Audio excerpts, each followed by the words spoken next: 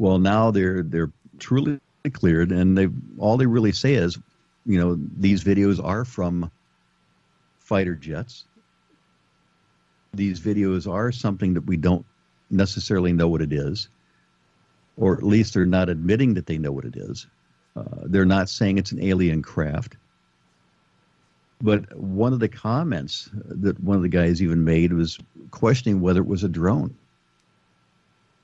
Now, according to the pilots, one of the first encounters, the object moved at very high rates of speed that would be inconsistent with a drone, at least as drones as we know it. They were just moving it was moving way too fast. Some of the other videos were much, slower, that could potentially be related back to a drone. But I really think their hand got forced, and they said, okay, let's just go ahead and clear the table. There's nothing here that's of national security. Let's just go ahead and release them. And recently they asked Trump about it. And they said, what do you think about the videos? And he goes, well, that's a hell of a video. But here's the flip side. He was supposedly debriefed on those things. And wouldn't you think he'd know more about it than just it's a hell of a video? They're just saying it's a good video, but other than that, he couldn't comment anymore. Yeah. No, he couldn't comment anymore. Did he know more about the story? I don't doubt it. More than likely, yeah. But I really think, that their hand got forced, and he said, okay, let's just go ahead and release it. It's not going to change the public's opinion of what's in the videos. So let's just go ahead and do it.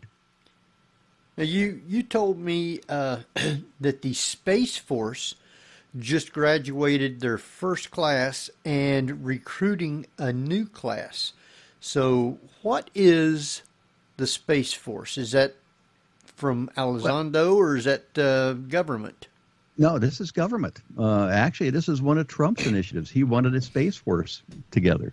And the first thing when you think about Space Force is you think of Star Trek. You think about, secret UFO bases and all this stuff. But really, the biggest thing behind it is satellite security.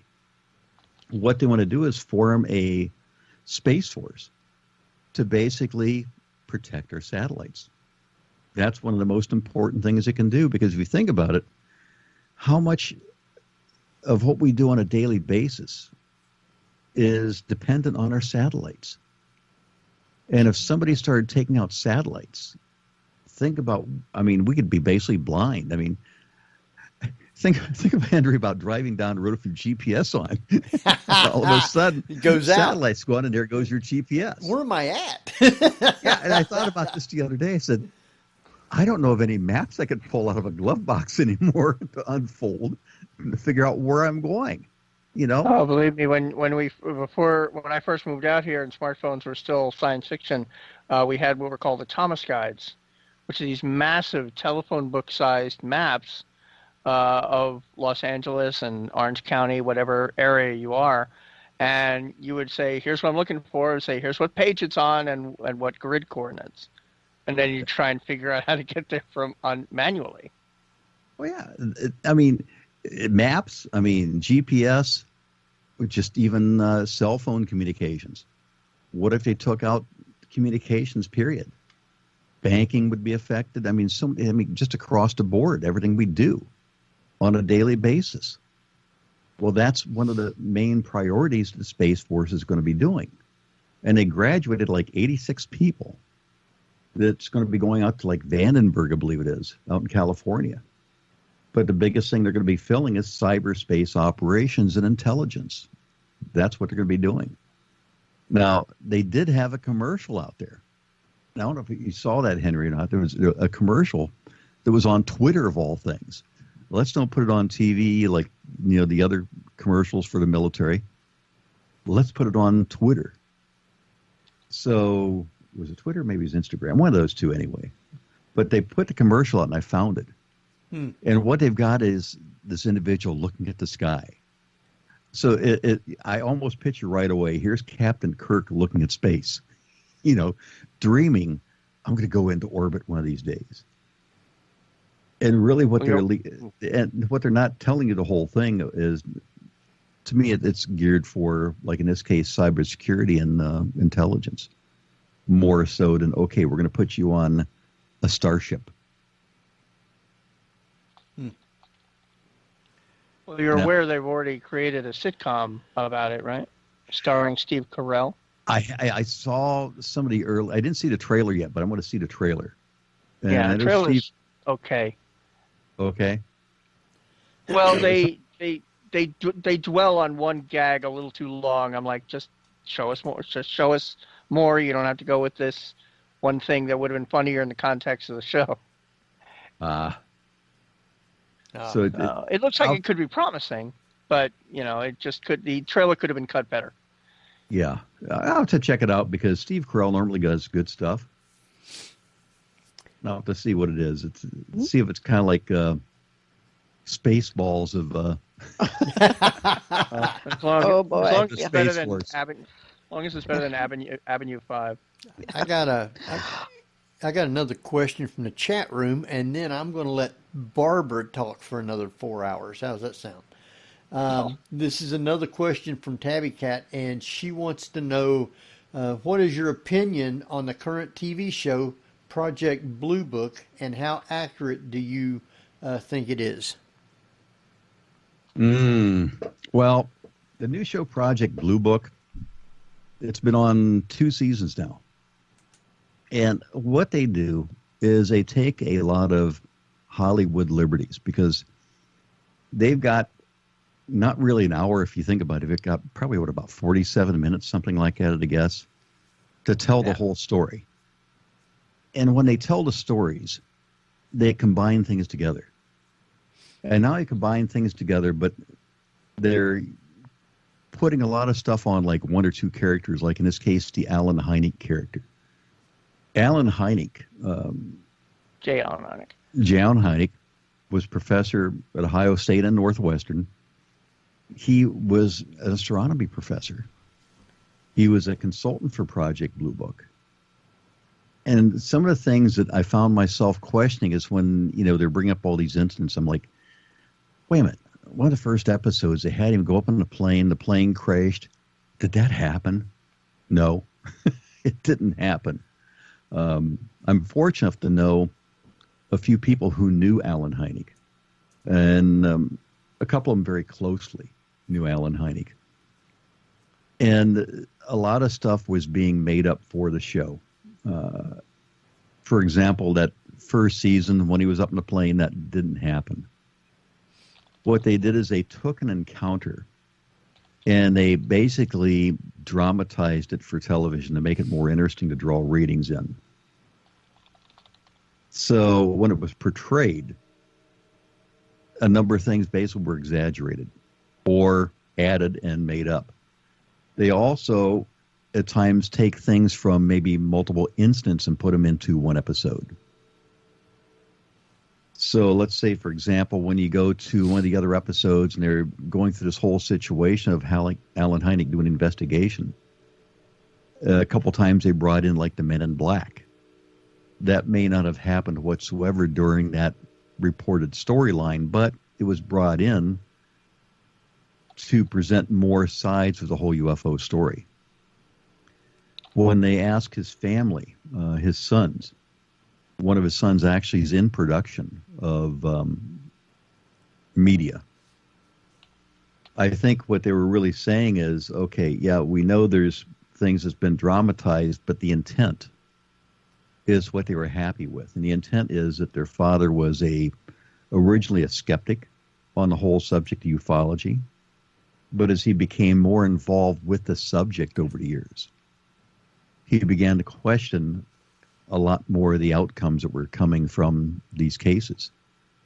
And he became changed basically from a skeptic to a believer that something unusual was happening out there. People were seeing stuff they couldn't explain.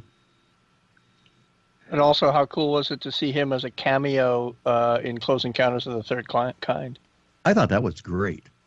I flipped out. I'm thinking, how many people in the audience even realize who this is? Most I was just so happy. No, most people don't. But the Project Blue Book series is, I look at it this way. When I looked at it from being a UFO investigator, and as far as factual, staying with the facts, I think the stories could have been very good if they kept everything 100% factual. But at least from my point of view, but remember, I'm an investigator. I do research. But would that keep the public tuning in every week? It may not have. So I look at the show now as basically being like X-Files with a character of Alan Hynek that I have to really imagine that he's more of a... Mulder? Yeah, more of a Mulder. He's more of a fictional character and not the true Alan Hynek. That's the way I have to kind of see it. That when I see something, quote, based on a true story, and then I'm watching, I'm like, I know the story, and that's kind of off. It's like when I saw the movie Gladiator, at the end, I was thinking, I'm pretty sure no emperors of Rome died in the gladiatorial arena like this. So I had to look it up, and no, he was killed. He was killed, but he was killed in a bathtub by other people. Russell Crowe wasn't even there. Bathtub, arena, same difference, All But right. I think you do have to look at things that way, Jeffrey. You've got to look at the fact that, okay, I know the whole storyline behind it. This is for entertainment. Oh yeah. And you just have to look at it that way. All right, Barbara. Well, that's like when I watch TV shows about cops or hospitals and such. I'm like, well, this is just an alternate reality. There's no basis on our universe. There you go. Okay, Barbara. Well, I want to talk a little bit about the SpaceX program because it looks like we're getting closer and closer to using the SpaceX rockets for astronauts. I believe is it June? Well, one time they said can't May remember. 27th. Yeah, that may still happen. I don't know. Yeah, was going to be the first launch. And I really want to see that. I would love to be able to go down to Florida and see it, just to say that I was there at the launch. But, I think it's a good step to get us back into space again, because you think about once a shuttle went out of service, Right. we've been so dependent on the Soviet Union for that agreement to get us into space. We need to get our own thing rolling again. Yeah, I wonder And when why. Well, I wonder why we haven't been doing anything like that and just, sharing with Russia.